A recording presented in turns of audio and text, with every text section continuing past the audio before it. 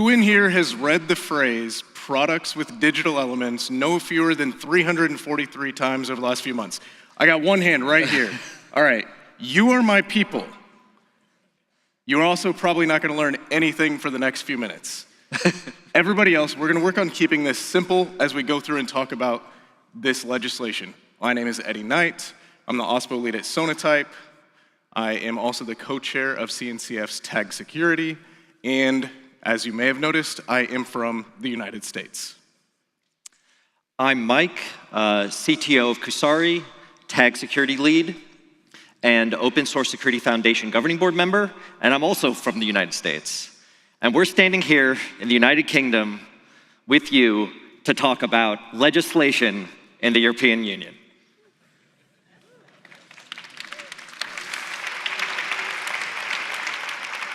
So that speaks to the global impact of this legislation.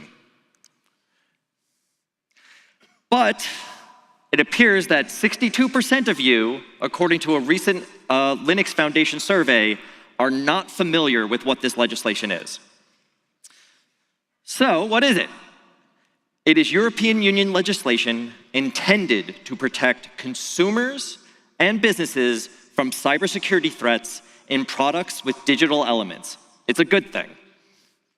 That is a very, very, very short definition, Mike. So I'm gonna ask you to double-click on that, zoom in, give us a little bit more detail. Sure, it's simple. See, our good friends at OpenSSF, Fukami, created this map which shows all the roles and responsibilities for the Cyber Resilience Act. But it's simple. You have, open source maintainers, you have manufacturers, and they're cooperating with regulatory bodies, and Mike, that's not simple. Oh. That's not simple. Let's start at 2027, and let's work backwards to today. Okay. In 2027, the CRA goes into full effect. That means anybody who is selling a product with digital elements in the European Union will have security responsibilities. This includes things like software bill of materials and just general good practices for the software and the dependencies of the software that they're using. But that's not all. Eddie, why don't you talk to us about 2026?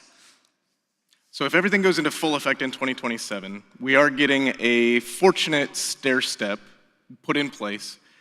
Starting in 2026, middle of 2026, we're gonna see the notification to conformity assessment bodies.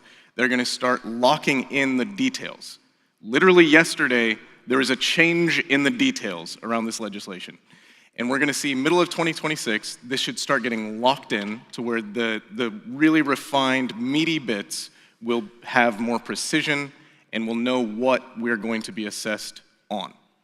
End of 2026, we're going to have the first point where we will have responsibilities. The first responsibility, starting on December 11th, 2026, is going to be for reporting requirements of any known exploitable vulnerabilities in products with digital elements. All right, so I'm the one who has to define what a product with digital elements is. Again, just put simply, it's a product whose intended and foreseeable use includes direct or indirect data connection to a device or network. Okay. Let's keep it simple.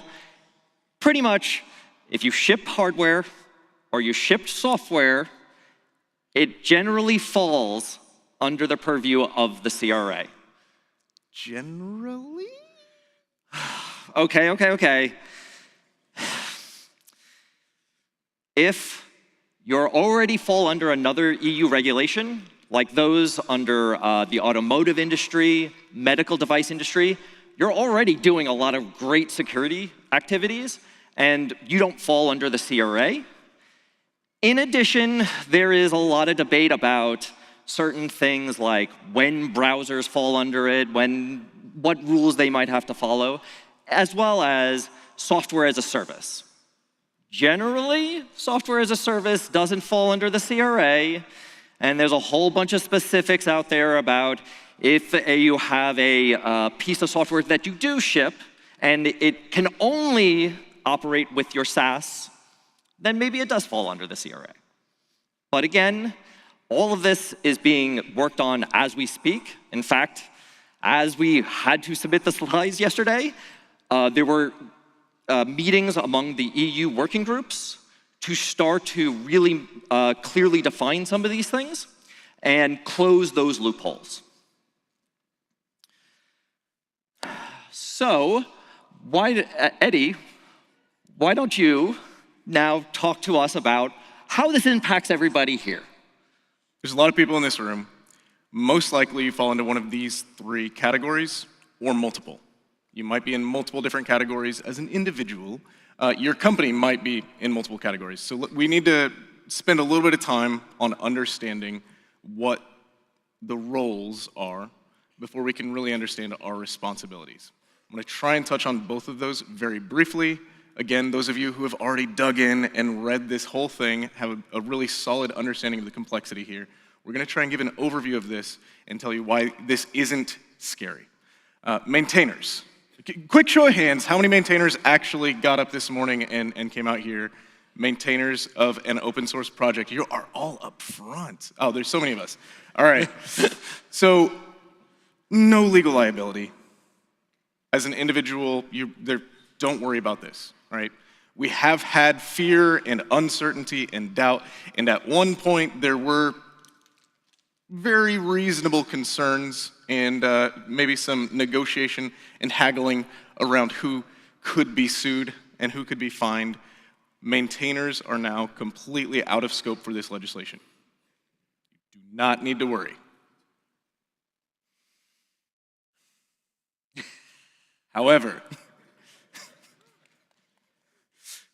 if your business is to maintain open source and bring it to market as part of a commercial activity, even if that is a free open source product itself, if for you it is part of a commercial pipeline, you are a manufacturer. You do have legal liabilities. Hopefully, there is a middleman between the two of us, the free open source maintainers that are willy-nilly Wild West, we can do whatever we want, the manufacturers who are going to be tightly regulated. There's now the stewards as well.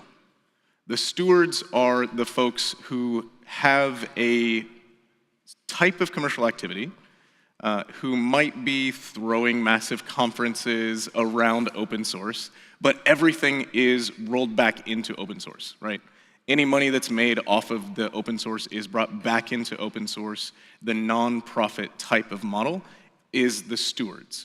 The stewards are subject to a light touch, custom-tailored regulatory regime that will be figured out in the future, and it will be case by case for each of the stewards.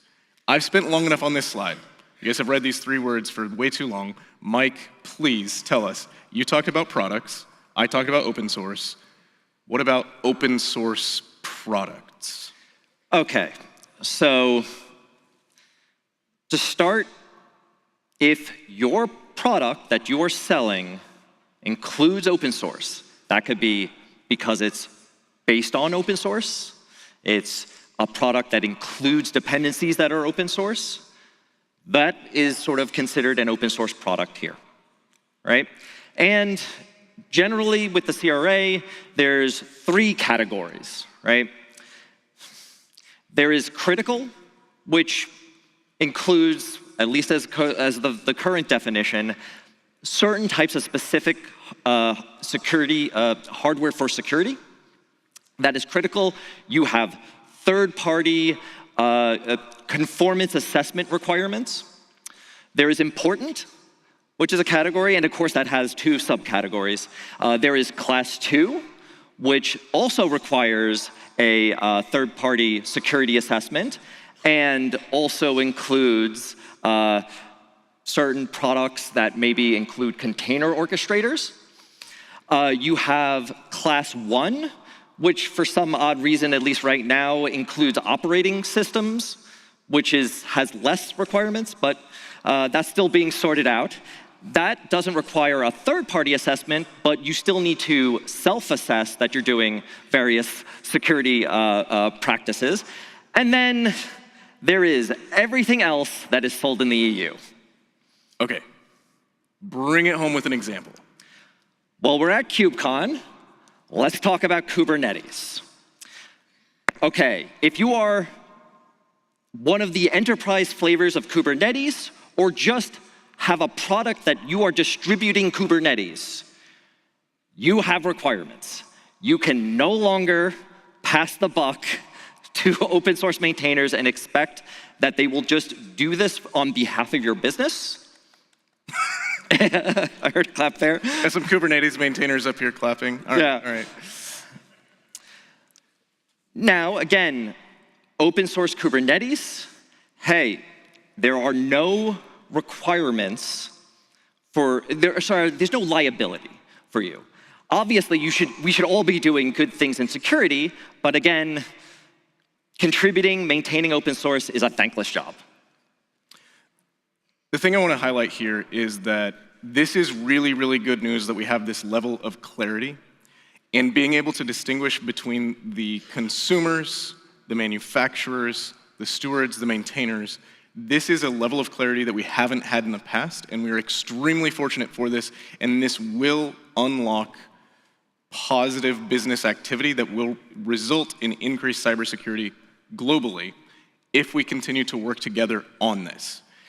If you are wanting to deploy vanilla Kubernetes and bring that to market through your product, you can choose knowingly to assume that liability and you'll be accountable. If it is not within your scope, you do not want to assume that business risk, right? Let's say you're doing Kubernetes, you're distributing Argo, you're distributing Flux. Now we can know that if that is brought to market by you or by somebody else to you, let's say if I bring it to market, I bring an open source project to market by providing enterprise support services, and Mike is building a product with digital services off of that. When I bring it to market, I am assuming some legal liability that Mike can now offset onto me. And so we can now plan ahead to know that we're going to use these support contracts, we're going to use these enterprise flavors to shift some of that risk and liability, which is a huge benefit. And so why don't you tell us how the Linux Foundation, CNCF, OpenSSF is helping? So the Linux Foundation is obviously the one that we have the closest eyes on. Mike and I are both very, very involved across the Linux Foundation, between the FinTech Open Source Foundation, OpenSSF, CNCF. We've got a lot of visibility on this. The LF is very, very, very invested in making this as easy as possible for absolutely everybody. And this is both from the foundation, such as the new LFX Insights rollout that's going to be coming out this summer. It's going to be really freaking cool. And also just the things that we're doing as volunteers around the community. This week, we worked with the OpenTelemetry project, with Flux, with the Sandbox projects, Meshery and Oscal Compass, to make tangible, impactful security improvements that will streamline the adoption of these products later on when accountability is put in place for their projects. We used the baseline. Both Mike and I were authors on this because we saw this coming and we want to be able to find a way to codify the standards, the minimum necessary security practices that every single open source project should do. Let's write that down, put it in control language, and make it measurable and actionable. And the next thing that we have on the horizon coming out of OpenSSF is to define recommendations for assessments. So that way, when we are looking at our own open source projects and we want to be improving the state of the security there, we can know the best way to do those assessments for ourselves. Yeah, and finally, please check out, there's the QR code leads to a Linux Foundation Europe page with a whole bunch of details about what the Linux Foundation is doing and details about the CRA, and it's gonna be great. And please, please, please, please, as a maintainer of multiple Linux Foundation projects, come join the working groups, come join the meetings, come, open up issues, check out the baseline, and if you're so inclined, help us build the tools that we're using to help make compliance with things like the CRA, and in the future, other regulations, much better. Grab this QR code right now, get more information. We need help actioning a lot of this. This is good news if we work together. Thank you.